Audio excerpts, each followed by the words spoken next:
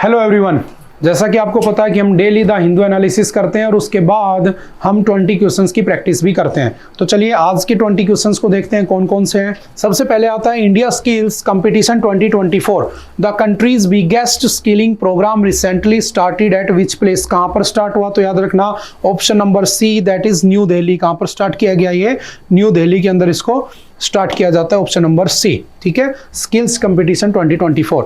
Recently where was the second round of the India US dialogue on Africa held. कहां पर हुए हैं? तो याद रखना ये कहां पर हुआ है? वाशिंगटन डीसी, यानी कि option number B is the right answer. ठीक है, उसके बाद चलते हैं तीसरे क्वेश्चन पे।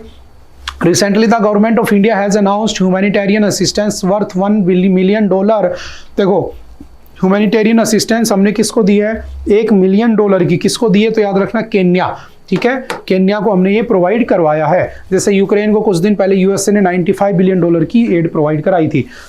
India cyber crime coordination centre I4C recently seen in the news is operated under which ministry. जो साइबर क्राइम से वो इतने बढ़ते जा रहे हैं। देखो, जैसे आज आपने न्यूज में पढ़ा होगा स्काइप यूज करते हैं ना हम लोग वीडियो कॉलिंग के लिए, पहले करते थे, आजकल तो व्हाट्सएप और इन सब में हो गया है। तो स्काइप के ऊपर खतरा है। इसके लगभग 1 लाख से ज्यादा लोगों के जो डाटाज है ना वो चोरी हो चुके हैं। उनकी जो आइडेंटिफिकेशन है, प्राइवेसी है, वो ब्रीच की जा चुकी है।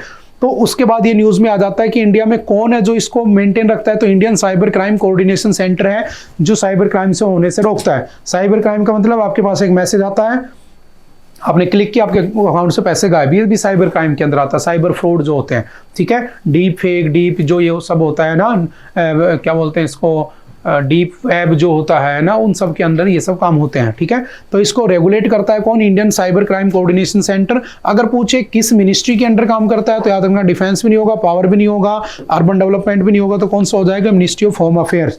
तो डायरेक्ट याद भी ना हो ना कभी तो ऑप्शन देख लिया करो, यही तो ऑप्शन एलिमिनेशन होता है, तुरंत उसके बारे में पता चल जाता है। ठीक है, उसके बाद नेक्स्ट क्वेश्चन आता है, विच ऑर्गेनाइजेशन हैज लॉन्च्ड ऑपरेशन सद्भावना इन नॉर्थ सिक्किम इन मई 2024। नॉर्थ सिक्किम के अंदर एक ऑपरेशन चलाया गया था सद्भावना। और सद्भावना किसने चलाया था? तो एयरफोर्स ने नहीं चलाया, आईटीबीपी ने नहीं चलाया, सशस्त्र सीमा बल ने, तो किसने चलाया? इंडियन आर्मी ने चलाया। ठीक है, एस्टेब्लिश्ड इन 1895 में जो बनी होती है इंडियन आर्मी। ठीक है, कहां पर? सिक्किम में। तो वन लाइनर है, ध्यान रखना। नेक्स्ट है, Sela tunnel has been recognised by the International Book of Honour as the highest tunnel of India. पूछा है कि सेला टनल कहां पे है? तो याद रखना ऐसे क्वेश्चन पूछ लेता, highest dam of India Tehri dam. ठीक है, आपसे पूछ लेगा हाईएस्ट ब्रिज ऑफ इंडिया, तो कौन सा था? आपका चेनाब ब्रिज जो बना हुआ है, जो कि आपके बेस लेवल से लगभग 359 प्लस मीटर्स पे बना हुआ है, तो ऐसे पूछ लेता है। ठीक है, तो पूछे हाईएस्ट टनल कौन सी है? तो सेला टनल कहां पर बनी हुई है? तो अरुणाचल प्रदेश के अंदर बनी हुई है, option number D is the right answer. ठीक है, नेक्स्ट है रिसेंटली न्यूज हनुमान। देखो, हनुमान एक तो मूवी आई थी रिसेंटली, वो भी आपने देखी होगी, है ना। और अभी एक आया है इंडिक एआई मॉडल, एक एआई का मॉडल है इंडिया का। ये किसने लॉन्च किया? तो याद रखना चैट जीपीटी नहीं, सोरा नहीं, क्लाउड नहीं, तो किसने? भारत जीपीटी। याद रखना इंडियन गवर्नमेंट ने कुछ दिन पहले भारत का खुद का जीपीटी लॉन्च किया था। जीपीटी होता है जनरेटिव प्री ट्रेन्ड ट्रांसफॉर्मर, यानी एक ऐसी मशीन जो पहले से प्री ट्रेन्ड है, सब कुछ जानती है। तो इंडिया का जीपीटी का नाम क्या रखा था? भारत जीपीटी। जैसे चैट जीपीटी होता है जनरेटिव प्री ट्रेन्ड ट्रांसफॉर्मर। और जीपीटी कब आया सबसे पहले? Chat GPT. तो चैट जीपीटी सबसे पहले कब आया था? 2022। और इसको लाने वाला कौन था? तो याद रखना कौन लेकर आया था? Sam Altman. और सैम ऑल्टमैन की कंपनी का नाम क्या है? तो याद रखना ओपन एआई। ठीक है, और उसके बाद पूछे कि चैट जीपीटी से पहले ये क्या था? तो इसको पहले कहते थे आर्टिफिशियल इंटेलिजेंस, उसी का तो नमूना है, उसी का तो एग्जांपल है एआई। एआई सबसे पहले कब आया था? 1956 में। और लाने वाला कौन था? जॉन मैकार्थे। लाने वाला कौन था? जॉन मैकार्थे 1956 में। कुछ बेसिक पॉइंट्स याद रखना। और भारत में क्या नाम है उसका? तो भारत जीटीपी। और उसी का एक क्या आया? हनुमान नाम से आया। ठीक है, उसका एक वर्जन। ठीक है, नेक्स्ट है Rick Richard Slayman, the first person to receive a pig kidney. ये हमने पढ़ा था द हिंदू में आज वाले में कि इसने पिग किडनी का ट्रांसप्लांटेशन करवाया था और उसके बाद इसकी हो गई डेथ। तो कहाँ का है? अमेरिका का है। ठीक है, और इसको क्या कहते हैं? जेनो ट्रांसप्लांटेशन। क्या कहा जाता है?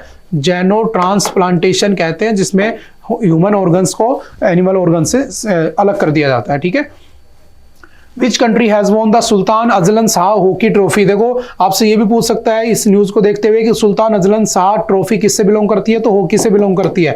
ठीक है, जितने भी गेम होते हैं ना उनकी ट्रॉफीज, उनके कुछ वर्ड्स, उनके पिच के नेम है ना, वो सब एग्जाम में पूछ लेता है, तो इन बातों को थोड़ा सा ध्यान में रखना। ठीक है, जब हम कभी स्पोर्ट्स की न्यूज पढ़ेंगे कंप्लीट तो हम उसमें भी इसको डिस्कस करेंगे। तो बस अभी इतना याद रखना, Sultan Azlan Shah hockey trophy किसने जीती है, तो जापान ने जीती है। Option number D is the right answer. ठीक है, और हॉकी के जादूगर किसे कहते हैं आप लोग मुझे कमेंट करके बताना, who is known as the hockey के जादूगर, है ना, हॉकी का जादूगर किसे कहा जाता है, आप लोग मुझे कमेंट करके बताओगे इस बात को। ठीक है, उसके बाद India has signed a 10-year agreement to operate the Chabahar port of which country. Chabahar port of which country, तो किस कंट्री को 10 ईयर के एग्रीमेंट पे ले लिया है, तो याद रखना, या उसके साथ एग्रीमेंट कर लिया तो कौन सी कंट्री का है। चाबार वो तो न्यूज में रहता है Iran. Option number A is the right answer. ठीक है, उसके बाद चलते हैं नेक्स्ट।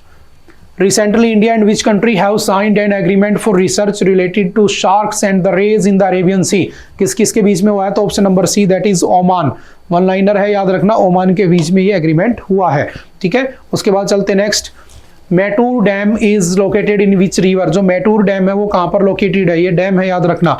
ठीक है, तो कहां पर है, तो याद रखना कावेरी। कावेरी को क्या कहते हैं, जिसका दूसरा नाम है, क्या नाम है इस रिवर का, पोनी रिवर। क्या कहते हैं इसको, पोनी रिवर। और ये होली रिवर भी मानी जाती है। इसी को क्या कहते हैं, गंगा ऑफ साउथ। क्या कहा जाता है, गंगा ऑफ साउथ के नाम से भी जानी जाती है। ठीक है, ये ब्रह्मगिरी हिल्स से निकलती है और कर्नाटका से इधर से होते हुए कहां चली जाती है, तमिलनाडु होते हुए बे ऑफ बंगाल में चली जाती है। इसके ऊपर मेटूर डैम है। न्यूज में क्या है कि मेटूर डैम को खोलना तो चाहते हैं लेकिन मेटूर डैम में इतना पानी ही नहीं है, इतना वाटर ही नहीं है कि इससे इरिगेशन किया जा सके, क्योंकि इस बार बारिश ही नहीं हुई है वहां पे। ठीक है, और ये नदियां बारिश के ऊपर ज्यादा डिपेंड करती है। क्यों, क्योंकि नॉर्थ इंडिया की रिवर्स होती है वो एवरग्रीन रिवर्स होती हैं, क्योंकि वो अपना पानी हिमालय की जो बर्फ है उससे ले लेती हैं, जैसे गंगा और ये सब हो गई।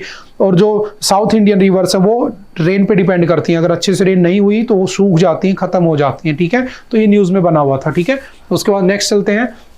Spice board of India was established in, तो कहां पर बना था, कहां पर बना था, तो 1987 में बना था। एक्ट कब आया था, 1986 में। अगर पूछे इसका हेडक्वार्टर कहां पे है, तो याद रखना कोची। कोची कहां पे है, केरला। और कोची के अंदर, केरला के अंदर ही सबसे पहले वास्को डी गामा भी पहुंचा था कालीकट में। And Vasco D gamma arrived in India in 1498 and he was welcomed by the king of Calicut. क्या नाम था किंग ऑफ कालीकट, जमोरियन। हिस्ट्री में पढ़ा होगा आप लोगों ने। ठीक है, उसके बाद next, international day of light आज ही है। ठीक है, ये तो हमने पढ़ा था द हिंदू के टाइम पर। ठीक है, यानी कि 16 ऑफ द मे क्या बनाया जाता है, इंटरनेशनल डे ऑफ लाइट, क्योंकि लेजर की इन्वेंशन हुई थी कब, 16 ऑफ द मे 1960। करने वाला कौन था, तो आपने नाम पढ़ा होगा मेमैन। ठीक है, मेमैन। ठीक है, थियोडोर मेमैन। उसके बाद चलते हैं नेक्स्ट।